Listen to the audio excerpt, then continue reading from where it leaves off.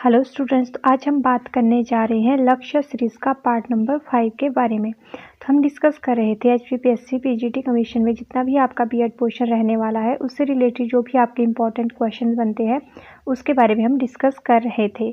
चलिए फिर स्टार्ट करते हैं फर्स्ट क्वेश्चन से। क्वेश्चन नंबर फर्स्ट आपका क्या कहता है? A maximum participation of student during teaching is possible through. अब हम जब बात करते हैं कि हमने बहुत सारे बच्चों को एक साथ टीचिंग करवानी है, तो इनमें से निम्नलिखित में से ऐसा कौन सा मेथड है जिसके दौरान हम बच्चों के साथ क्या कर सकते हैं, मैक्सिमम पार्टिसिपेशन को इन्वॉल्व कर सकते हैं। फर्स्ट है आपका लेक्चर मेथड कि आप सिर्फ और सिर्फ लेक्चर दे रहे हैं। सेकंड है आपका टेक्स्ट बुक मेथड यानी कि किताबों से आप पढ़ा रहे हैं।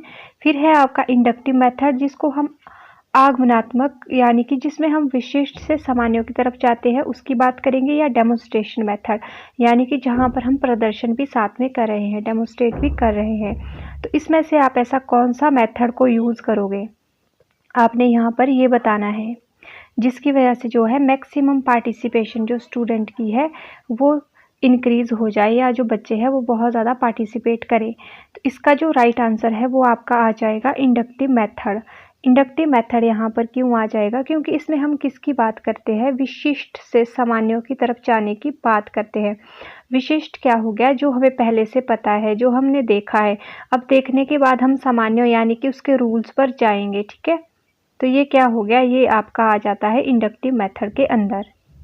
नेक्स्ट क्वेश्चन है आपका, which of the following method of teaching encourage the use of maximum senses. तो इसमें से आप कौन सा टीचिंग का एक मेथड्स को एनकरेज करोगे, या ऐसा कौन सा आपका टीचिंग का माध्यम होगा जिसके दौरान आप जो है बच्चों के अंदर मैक्सिमम जो उनके सेंसेस है उसको इन्वॉल्व कर सकते हो। फर्स्ट है आपका सेल्फ स्टडी मेथड यानी कि आप खुद से जब पढ़ रहे हो। सेकंड है आपका लेबोरेटरी मेथड यानी कि आप लैब में जाकर बच्चों से कुछ एक्टिविटी करवा रहे हो। फिर है आपका team teaching method and last है आपका प्रॉब्लम सॉल्विंग मेथड।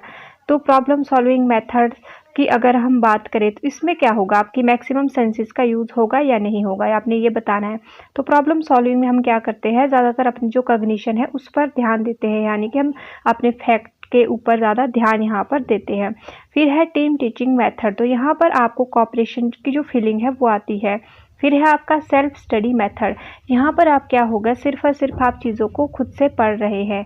तो अगर हम लेबोरेटरी मेथड की बात करते हैं तो यहाँ पर ही हमारे क्या हो जाते हैं, मैक्सिमम सेंसेस का हम यूज़ करते हैं, क्योंकि यहाँ पर हम क्या करते हैं, हैंड ऑन एक्सपीरियंस लेते हैं ना, हैंड ऑन एक्सपीरियंस हम लेंगे। इसके साथ साथ हम वहाँ पर क्या है, देखो फिजिकली भी हम वहाँ पे इन्वॉल्व हो रहे हैं, साथ ही साथ में क्या होगा कि हम इमोशनली भी वहाँ पर इन्वॉल्व होंगे, और साथ ही साथ हम जो अपने माइंड के थ्रू भी वहाँ पर इन्वॉल्व हो गए। तो तीनों के जो डोमेन है हमारे लर्निंग के वो सारे के सारे हमारे लेबोरेटरी मेथड के अंदर फुलफिल हो जाते हैं। तो आपका right answer option number B यहाँ पर आ जाएगा।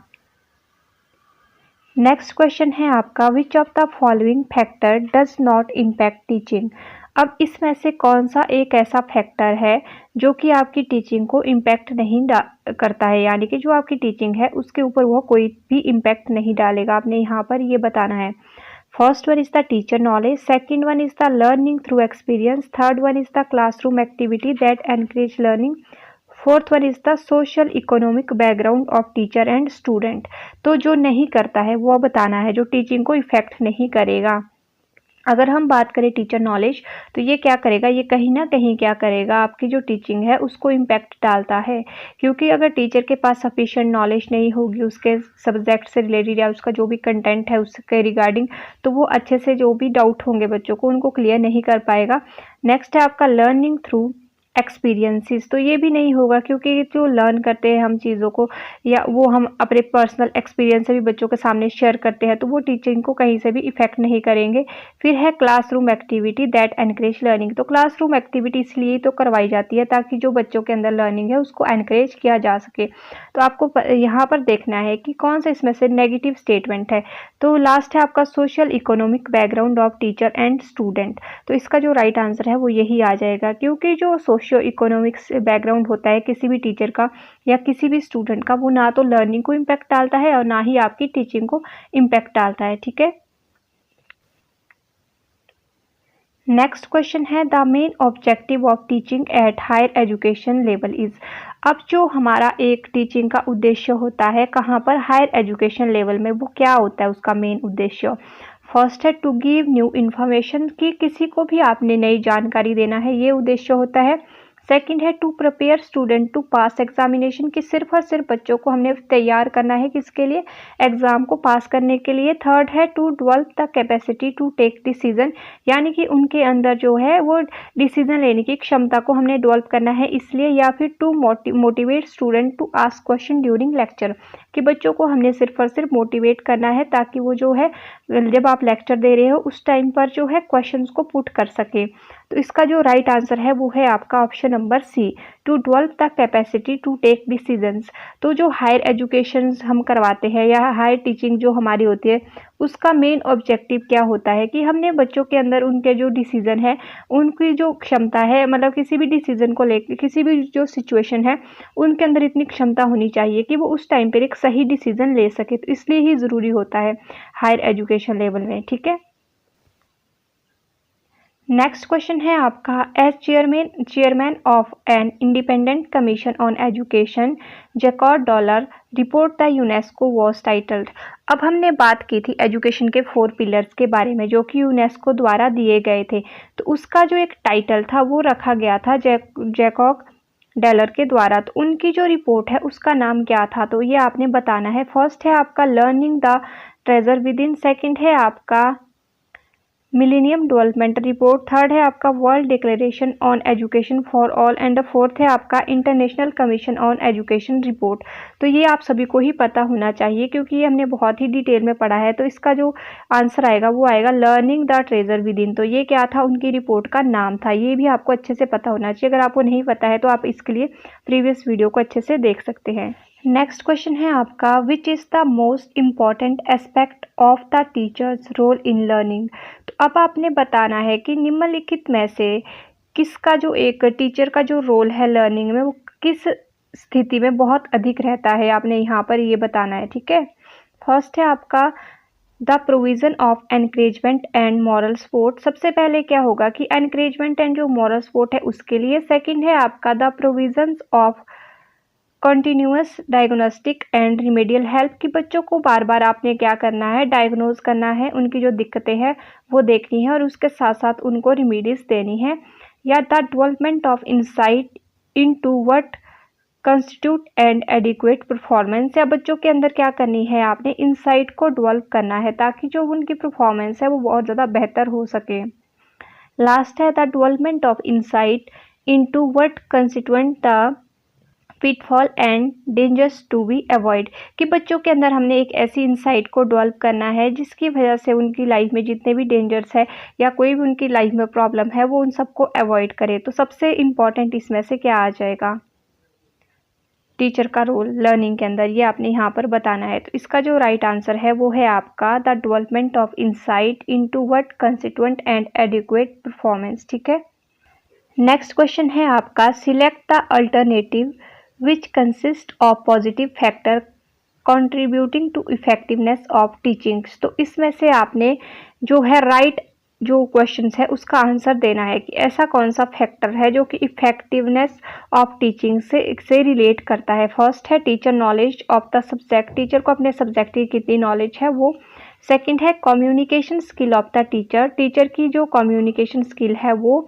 या teachers competence in managing and monitoring the classroom transactions, यानी कि टीचर्स के अंदर कितनी कैपेसिटी है क्लासरूम को मैनेज करने की और मॉनिटर करने की। तो इसमें से आपका जो राइट आंसर है वो क्या आ जाएगा, आपका ऑल ऑफ द अबव हो जाएगा। क्यों, क्योंकि यहाँ पर क्या पूछा गया है कि पॉजिटिव फैक्टर इंक्लूड करने हैं आपने जो कि टीचर की इफेक्टिवनेस को दर्शाते हैं।